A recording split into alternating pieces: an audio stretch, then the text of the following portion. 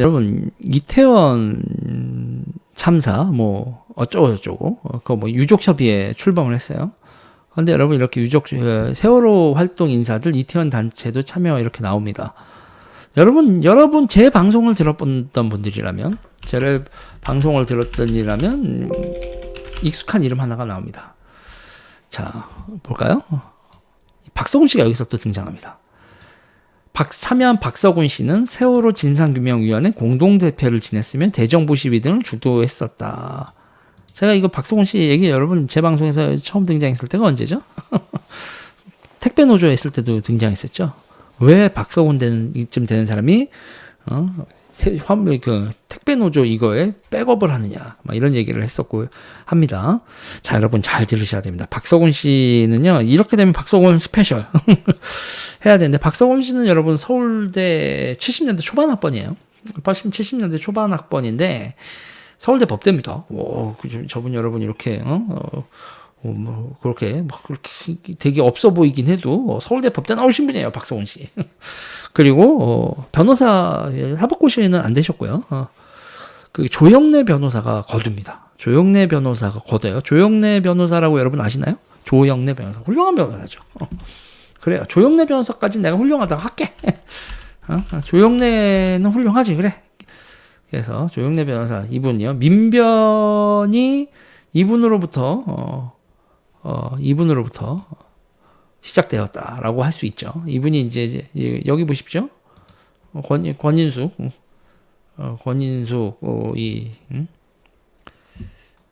그 선고문 사건 있잖아요. 부천서 선고문 사건 지금 국회의원 하신 분. 그 변호도 조영래 변호사가 있죠. 그때 이제 조영래 변호사와 함께 민변의 초기 멤버이자 이런 인권 변호사라는 개념을 만들어낸 사람이 누구죠?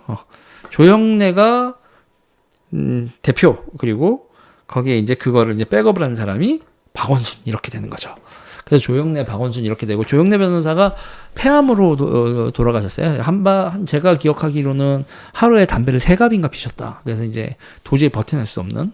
근데 조영래 변호사는 경기고 나오셨거든요. 경기고 서울대에서 서울대 민청학년 세대라고 하는데 그때 트로이카라고 경기고 서울대 트로이카라고 불립니다. 그게 누구냐면 조영래, 김근태 그리고 혜규형, 손혜규. 아니 씨. 오래된 형이야. 이게 친구들이야. 손학규 친구예요. 손학규 옹 친구입니다. 그래서 경기고 서울대 트로이카, 김근태, 손학규, 조영래 이렇게 불렸던 그리고 이제 전태일 평전을 쓰신 전태일 평전의 저자이기도 한 게 이제 조영래 변호사인데 이 조영래 변호사가 여러분 좌파에서 어느 정도의 위상인지 아시겠어요? 그러니까 온갖 존경이란 존경 다 받는 그런 변호사고 그리고 이분이 돌아가신 게 일찍 돌아가셔가지고 제 입장에서도 조영래 변호사를 딱히 뭐 깔 게 없어요. 훌륭한 분입니다. 라고 이제 그렇게 정리를 하고 넘어갈게요. 여기서 또 조영래 논쟁이 붙으면 여러분 이게 그럼 우리가 그리고 그 조영래 변호사의 사무장이었었던 사람이 박서군 씨예요. 조영래 변호사의 사무장이었던 사람이 박서군 씨고 그리고 곧 조영래 변호사의 사무장이다 민변의 사무장 같은 분이 박서군 씨였어요. 그리고 이제 민변에 이렇게 되고 지금 이제 보세요 여러분 일명 보세요. 조영래 변호사 가셨죠. 그리고 이제 시장님도 가셨어. 시장님도 이렇게 갔단 말이에요. 이렇게 원순이 형도 이렇게 갔는데 그럼 여기 있잖아요. 젊은 변호사들 나오고 기타 등등 하는데 이게 영업망이 되겠어요? 그러니까 한마디로 말해서 박서군 대표라고 할게요. 박서군 대표가 여기저기 이게 연결되어 있는 찍새라고. 그러니까 이렇게 물어다 주는 사람이에요. 그래서 이 좌파에서 그 박서군의 별명이 뭐냐면 여러분 이거 약간 비하하는 식으로 쓰는 말처럼 들릴 수도 있지만 여기저기 다 등장한다고 해서 꽃기호예요. 꽃기호. 여기도 끼고 저기도 낀다고 해서 꽃기호예요. 왜 꽃기호가 될 수밖에 없겠어요? 사건이 터지면 변호사가 필요하고 그 변호사가 필요한 곳엔 민변이 필요하고 민변이 등장할 땐 박서군이 등장하니까. 그러니까 이분이 박서군 씨가 꽃기호 이렇게 되는 거죠. 그리고 이렇게 되는 상황에서 또 이게 이제 세월호 활동 같은 경우에도 그 세월호 활동에서도 등장을 했었고 이게 또 이태원 참사에서도 또 등장을 하는 거죠. 이런 겁니다, 여러분. 이게 이렇게 되는 거죠. 그러니까 이걸 제가 참 저도 이제 짬밥이 오래 하다 보니까 이게 이렇게 되죠. 근데 여러분 여기서 이제 멈추면 안 됩니다. 박서군 씨가 이렇게 되는 거에서 그냥 박서군 씨가 이렇게 붕 뜨는 데에 있어서 중요한 역할을 하는 게 제가 그 활동가가 항상 필요하다고 했잖아요. 근데 그 시대에 수많은 70년대 초반 운동가들 다 마탱이가 갔거든요. 그랬는데 박서군 씨는 어디선가 이렇게 잘 나타나. 그리고 여러분 민변이 여러분 크게 활약한 데가 뭐라고 했죠, 여러분?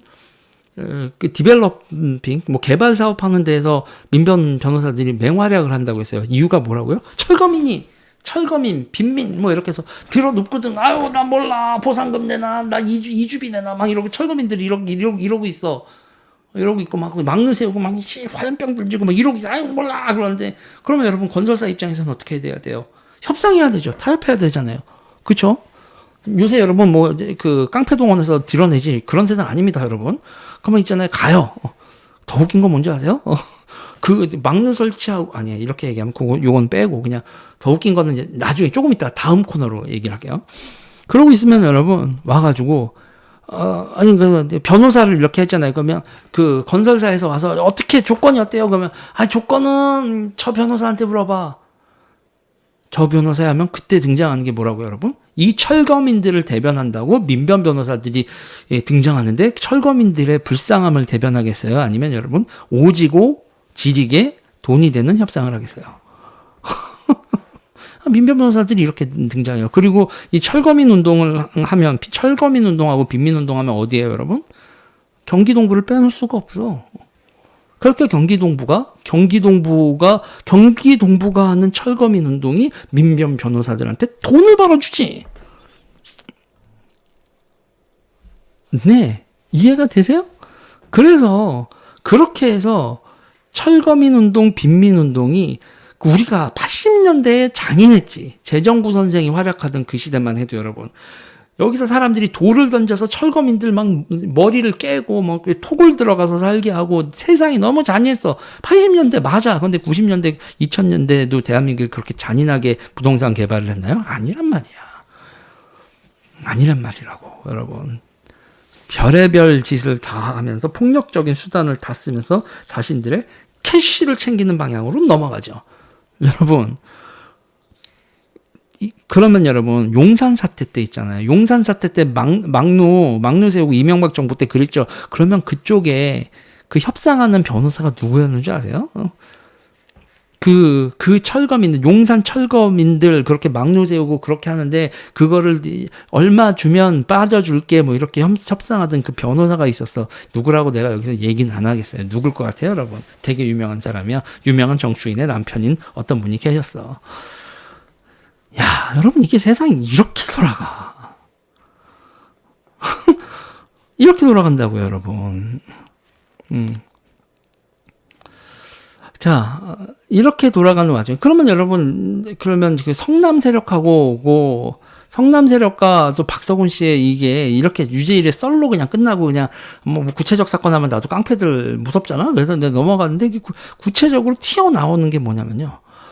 아니 왜 엔간하면 지금 가만히 있지. 이게 뉴델리에서도 이렇게 돼 있고 뉴델리에서도 기사 나고 제가 2022년 이전에 이제 그 나올 때 택배 사태 때 제가 먼저 풀었지만 그때 이재명과 무슨 관계인가 성남의료원 있잖아요. 성남의료원 이사가 박서군인. 그래서 저 성남의료원 있는 언덕 위에다가요. 언덕 위에다가 저 성남의료원 차려놓고 거기다 이사 박서군. 그 성남의료원이 원래 그게 여러분 망하는 병원이었단 말이에요. 망하는 병원에 있었던 사람들을 전부 다 전원 고용 승계를 하게 하는 그러면서 이제 시의료원으로 만들면서 그런 매직이 벌어진 곳이거든요. 그러면서 그 사람들과 함께 여러분 요번에 저 사람들이 뭘 먹어요? 보건의료 노조를 먹는 전사들을 길러내죠.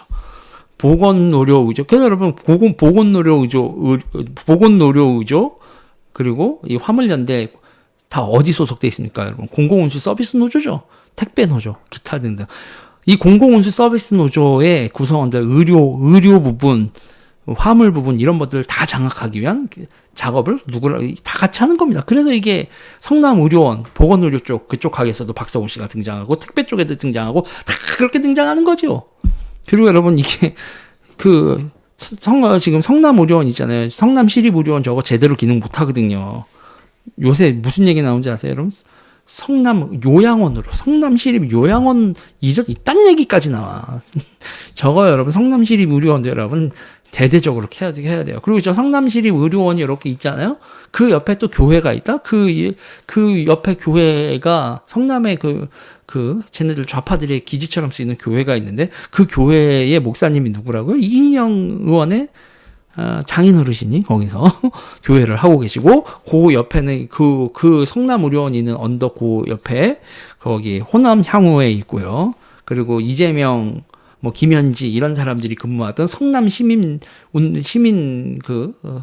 성남 시민 모임, 그렇게 해서 이재명이 그라운드가 됐었던 그 단체도 거기 다 그 언덕에 있고요.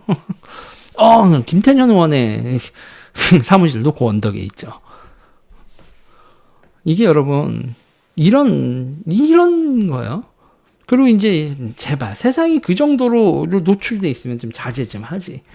이게 자제 좀 하죠. 이게 뉴데일리가 정말 잘 파고 있는데, 이재명, 박서군, 그래서 노란봉투법 관련돼서 이렇게 같이 얘기를 하고 있다. 그리고 여러분, 경인대 수원 캠퍼스 용성총련 소속 학교죠. 거기 나오신 고민정 최고위원, 이렇게 아름다운 그림이다. 성남 용성총련, 박서건 이렇게 해서 참 아름다운 그림이네. 여러분, 이게 돌아가는 판때기가 이런 분이요. 이런 분이 이게 원진 레이온 사건 이렇게 되고 어쩌고저쩌고 이렇게 되는 건데, 여러분, 그 얘기는 또 나중에 하도록 하고, 이런 상황에서 여러분, 결국은 이태원 단체들 거기에도 박성훈 씨가 이렇게 들어갔다. 참, 일단 여러분 제 소감이 어떠냐면, 참 좌파바닥 좁아, 그쵸? 나온 인물 또 등장하고, 이때까지 이런 걸 제대로 해설하고 세상 위로 내서 이게 좌파가 어떻게 돌아가, 그냥 뭉뚱그려 주사파들 이렇게만 해야지, 이 사람들 구체적인 인물들이 어떤 일에 관련돼 있고 뭐를 했고, 아니 그냥 정대일 씨 같은 경우도 민국파였다, 이 사람이 이런 얘기까지 나오고, 좌파 팬클럽까지 이제 이렇게 해서 구석구석 되면서 이 사람들의 행동 양식을 이렇게 대중한테 설명을 하는 사람이 있었나? 없었을걸? 저 사람들 입장에서는 제가 죽이고 싶을 겁니다. 저 새끼는 도대체 뭐야? 유재일입니다. 좋아요, 구독, 멤버십, 슈퍼챗 항상 언제나 감사드리고 있는 유재일입니다. 이런 거 나 아니면 어디서 듣냐?